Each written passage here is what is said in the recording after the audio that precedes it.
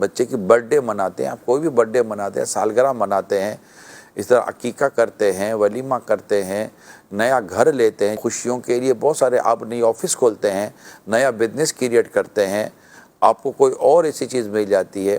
تو ہر جگہ پر جہاں بھی آپ کی خوشی غمی تقریبات ہیں، اس میں آپ یہ دیکھیں کہ اللہ کی نافرمانی کر کے کیا فائدہ ہے۔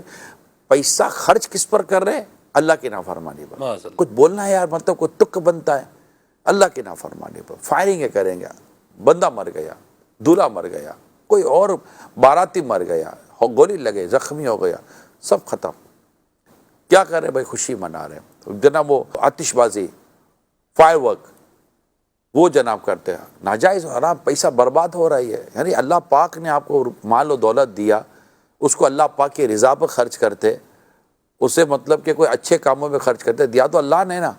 اب دیکھیں، میں تھوڑی چوٹ کرنے والی بات کر رہا ہوں کہ اللہ پاک نے آپ کو ایک نعمت دی، اور مسلمان اس بات کا عقیدہ رکھتا ہے، جانتا ہے، کوئی شک نہیں کہ اللہ دیکھ رہا ہے، وہ سمیع ہے، وہ بصیر ہے، وہ علیم ہے، وہ خبیر ہے، وہ دیکھ رہا ہے کہ میں نے میرے بندے کو مال دیا اور میرا بندہ میرے دیے ہوئے مال کو میری نافرمانی پہ خرچ کر رہا ہے۔ بتائیے کتنی بڑی ناشکری ہے اللہ پاک کی۔